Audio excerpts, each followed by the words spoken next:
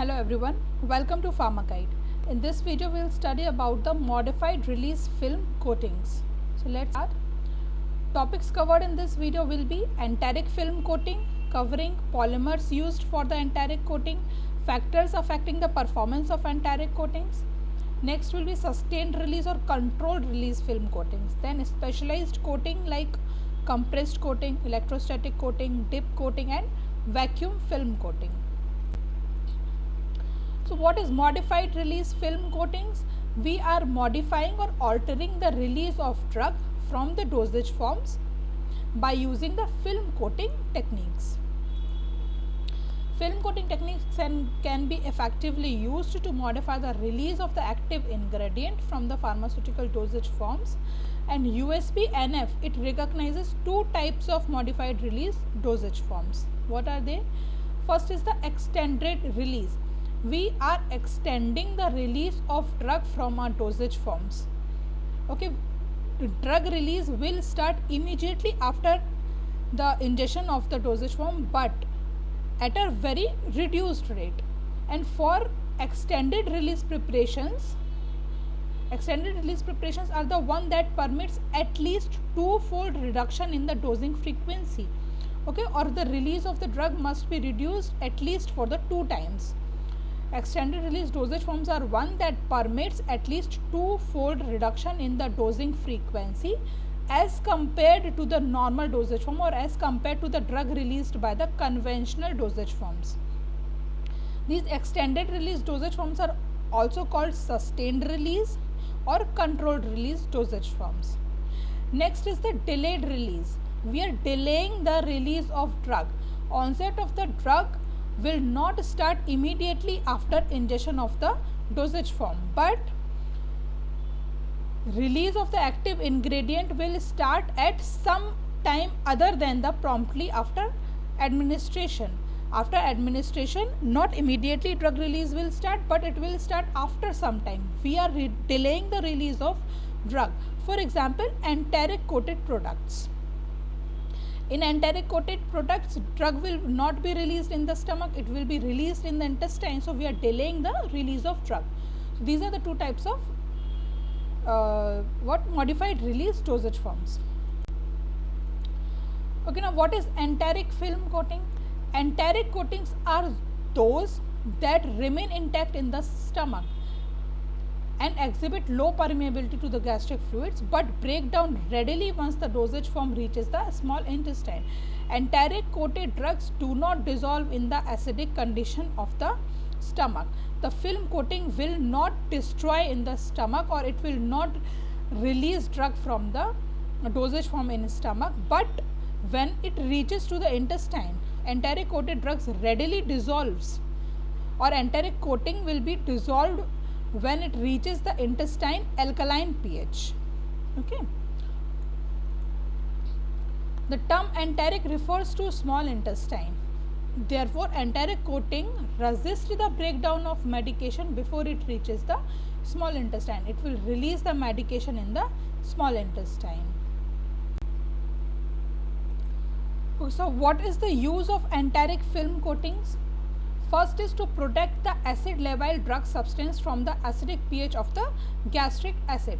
Some of the drugs, they get destroyed at the acidic pH of the stomach. So we can use enteric coating to release drug in the intestine. Such drugs includes erythromycin, pancreatin, omeprazole, etc. Next is to prevent the gastric distress or ulceration or nausea due to irritation caused by certain drugs. Some of the drugs can cause nausea or irritation of the gastric mucosa. So we can prevent this irritation or nausea or ulceration by enteric coating the drug. These drugs include like aspirin or other non-steroidal anti-inflammatory drugs. Next is the target drug delivery. To target the delivery of drug to some site. What is target drug release? The dosage form that releases drug at or near the intended site of action where we want to release the drug. Okay. Now, modern enteric coatings are usually formulated with synthetic fibers that contain ionizable functional groups that renders the polymer water soluble at a specific pH. So enteric coatings are formulated with polymers that dissolves only at a specific pH. Such polymers are called polyacids. These polymers have ionizable functional groups which will dissolve only at a specific pH. Okay. Now, what are the polymers that are used in the enteric coating? These are cellulose acetate phthalate, cellulose acetate trimalate, polyvinyl acetate phthalate, hydroxypropyl methyl cellulose phthalate, hydroxypropyl methyl cellulose acetate, succinate, and the combination of metacrylic acid and acrylic acid, these ethyl acrylate. Now, since many of these polymers are esters, these are subjected to degradation as a result of hydrolysis when they are exposed to conditions of elevated temperature and humidity. Such hydrolysis can result in substantial change in the enteric properties. So we need to study that what changes occur in the property of the polymer when they are subjected to elevated temperature and humidity. Okay. So these this CAP, CAT, PVAP, hydroxypropyl methyl cellulose phthalate, succinate, these are when they are exposed to elevated temperature and humidity, they undergo what? Hydrolysis. They are subject to hydrolysis. Okay. These are the properties of the, or some important points related to the polymers. Okay, so polymers used for the enteric coatings are, first is the cellulose acetate phthalate. It is widely used in the industry. Aquateric is the colloidal dispersion of the cap. Aquateric is reconstituted colloidal dispersion of the latex particles. It is composed of solid or semi-solid polymer spheres of cellulose acetate phthalate ranging from 0.05 to 3 microns. So aquateric is the colloidal dispersion of cap containing the polymer spheres of 0.05 to 3 microns. Okay. Cellulose acetate trimalate, it is the ammoniated aqueous formulation. It shows faster dissolution than cap. Also, this trimalate, this is most soluble enteric coating cellulose derivative with onset of dissolution at 4.7 to 5 pH. It starts dissolving at 4.7 to 5 pH, and this property of this cellulose acetate trimalate makes it ideal for targeted drug release to the proximal region of small intestine. Disadvantages of cap are: cap dissolves at pH above 6. It is permeable to moisture and gastric juices. It is susceptible to hydrolytic removal of phthalate and acetic acid, changing the film properties. We studied this in the previous slide, that cap, when it is exposed to the high temperature or humidity conditions, it is susceptible to hydrolysis. Okay. So this may change the film properties. Okay, so due to its high moisture permeability, cap is susceptible to hydrolytic decomposition. Cap formed films are brittle and usually used with the other hydrophobic film forming materials or other hydrophobic polymers. Next is methacrylic acid copolymers. This group of polymers are widely used for enteric coating applications as they contain free carboxylic acid that are ionizable at pH when pH exceeds 5.5, or these polymers dissolve when pH exceeds 5.5. Okay, polymers of this group are marketed under brand name Udraget L and S. These are two forms commercially available. Both of them are resistant to gastric fluid. L dissolves at pH 6 and S dissolves at pH 7 respectively. L is widely available as organic as well as aqueous dispersions. L is available as an organic solution in isopropyl solid or the aqueous dispersions, whereas S is not soluble in aqueous, is not available in aqueous dispersions. S is available only as an organic solution and solid. Next polymer is hydroxypropyl methyl cellulose phthalate, HPMCP. It is also insoluble in gastric fluid, but it is soluble in the gastric pH. It dissolves in the upper intestine. It may be plasticized with diethyl phthalate, acetylated monoglyceride or triacetine. It is available in 3 grades, HPMCP 50, 55 and 55S. HP55 is recommended for general enteric preparations, while 50 and 55S, these are used in the special cases. Okay, these polymers dissolve at pH 5 to 5.5. Hydroxypropyl methyl cellulose acetate succinate. This is also called hypermallose acetate succinate. Commercially, it is available in 3 grades, L, M and H. L starts dissolving at pH 5, M at 5.5 and H at 6.5 pH. Okay, it is insoluble in acidic media, yet it is soluble in neutral pH. Okay, it has demonstrated that it is chemically more stable than the phthalate, cellulose acetate phthalate, and this hydroxypropyl methyl cellulose acetate phthalate. Succinate is relatively rigid polymer, and plasticization is required to improve the flexibility of the film and reducing the cracking from the aqueous dispersions of this HPMCS. Then polyvinyl acetate phthalate, it is similar to HP55 in stability and pH dependent solubility. Onset of its dissolution starts at pH 5, allowing the PVAP as a potential for targeted drug release to proximal small intestine. Structurally, it is similar to CAP, but it is more stable to hydrolysis due to its low moisture permeability. It is compatible with many plasticizers like glyceryl triacetate, TEC acetyl triacetyl citrate, DEP PG 400. There are many factors that can affect the performance of enteric coating. What these factors are? Nature of the drug.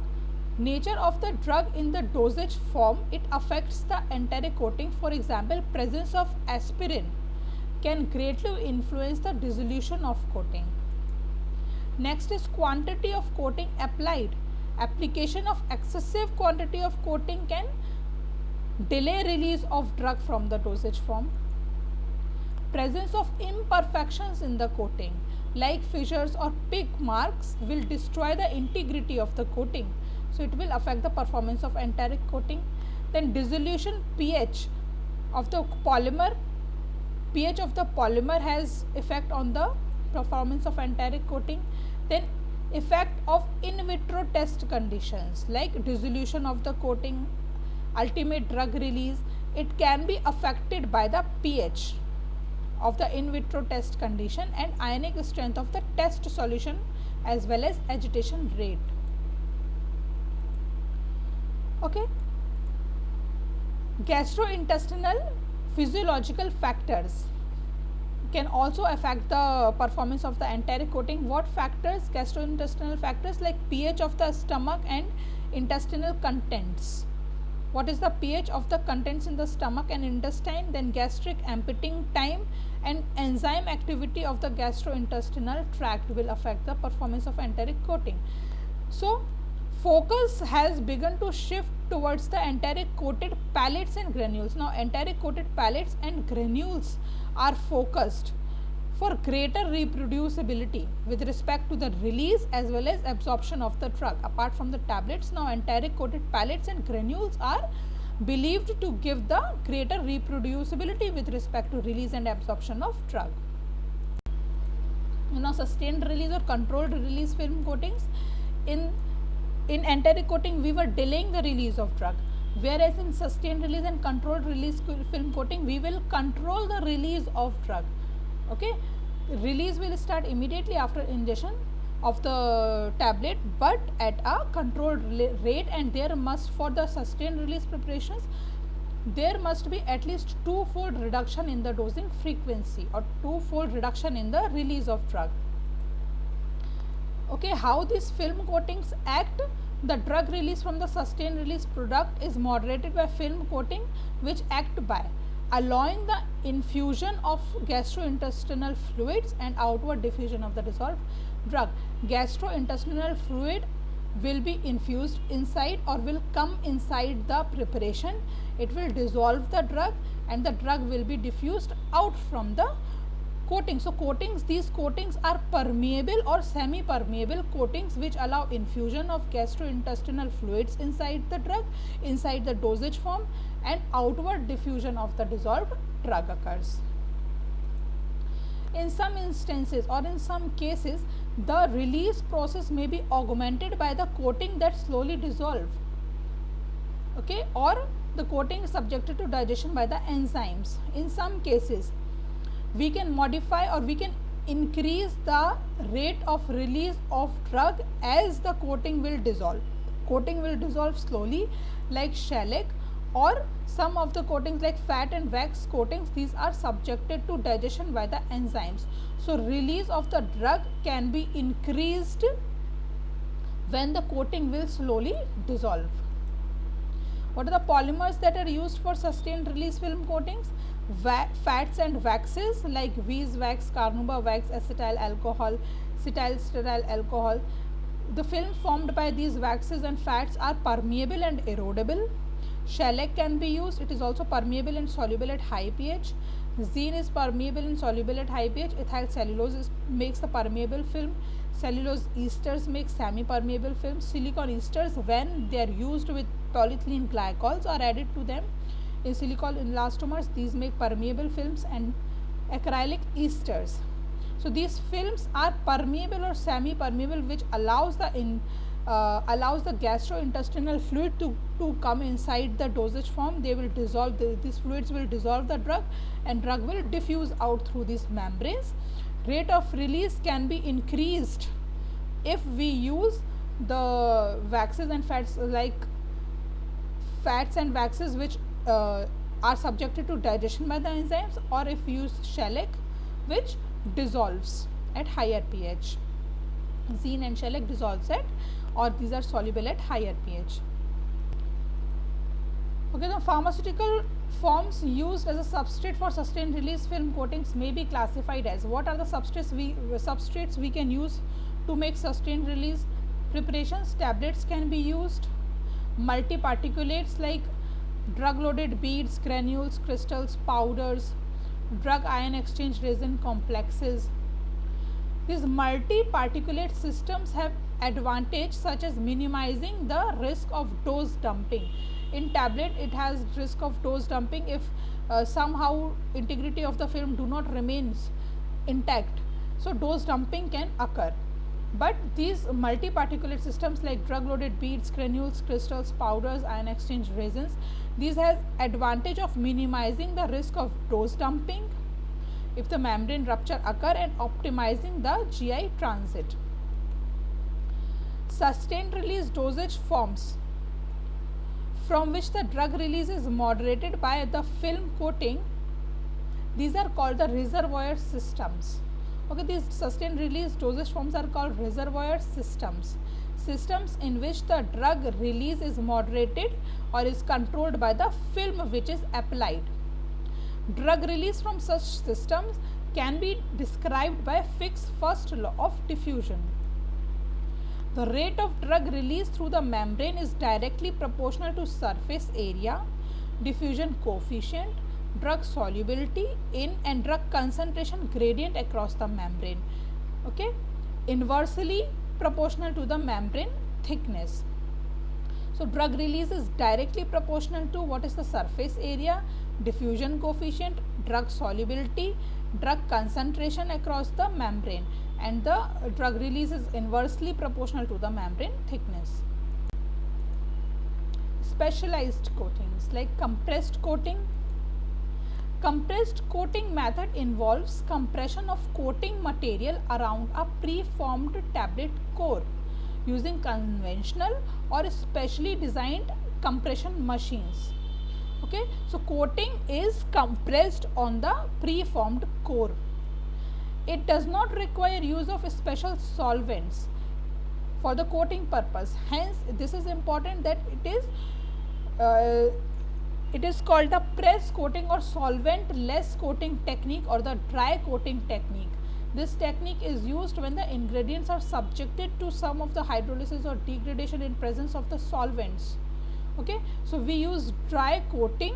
It is compressed over the preformed core and it is called the press coating or solvent-less coating technique or the dry coating technique. It has advantage in some cases in which the tablet core cannot tolerate the organic solvent or the aqueous solvent like water. Okay, so core that cannot tolerate the organic solvent and water, but yet it needs to be coated for the taste masking or to provide the delayed or enteric properties to the finished product.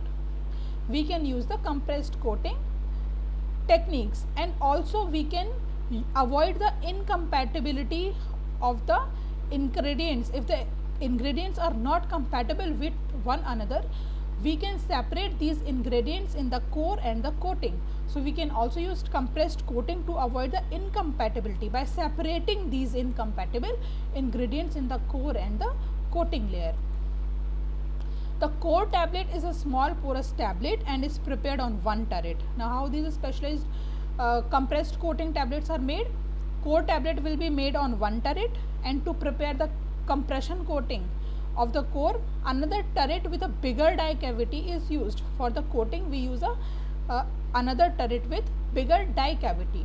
So, compression coated tablets are prepared by putting half of the quantity of coating material in the die cavity. Then core is placed over it in the center of the die cavity, and finally this die cavity is filled with the other half of the coating material to surround the core and compress the powder which has core inside the tablet. So first of all, coating material is filled, then at the center core tablet is placed, then other half of the coating material is filled in the die cavity, and then compression takes place. Now, for getting a reproducible center positioning of the core within the compression coated tablet, this is the limitation of this method. This is the drawback, that center positioning of the core tablet within the compression coated tablet is not reproducible, is not same all the time. Next coating is electrostatic coating. Electrostatic coating is efficient method. It is used for the conductive substrates only. How the coating occurs? We will apply electrostatic charge to the substrate, and we will use the coating material which contains the conductive ions of opposite charge than that of the substrate. Okay, it is sprayed onto the charged substrate. A strong electrostatic charge is applied to substrate. Coating material containing conductive ion species of opposite charges is sprayed onto the charged substrate. There are some limitations of this method, that complete and uniform coating of the corners sometimes may not occur. Also, this is not applied on the non-conductive substrates. So these are the limitations of this method. Next is the dip coating. As the name itself explains, that coating is applied to the tablet core by dipping them in the coating liquid. Then the wet tablets are dried in conventional manner in the coating pan. Alternative dipping and the drying steps, these are repeated to obtain the desired coatings. So this process lacks the speed, versatility, reliability of the spray coating techniques. No commercial pharmaceutical application has been obtained of this coating. Next is the vacuum film coating. This is a new coating procedure. It employs a specially designed waffled pan. This pan is hot water jacketed. It has a coating in which the hot water will flow. So this pan is hot water jacketed and it is sealed to achieve the vacuum system. All of the air will be removed to achieve the vacuum system. Tablets are placed in the sealed pan. Air is removed or displaced by the nitrogen before the desired vacuum is obtained. Then the coating solution, it is applied with airless spray system. Evaporation is caused by the heated pan, because this is the hot water jacketed pan. Evaporation of the solvent is caused by heated pen, and the vapor is removed by the vacuum system. Now because there is no high velocity heated air, the energy requirement is low and also the coating efficiency is high. Organic solvent can effectively used with the coating system with minimum environmental or safety concerns. So thank you for your time and attention, guys. If you like my videos, please don't forget to like them and share them. Subscribe to my channel Pharma Guide.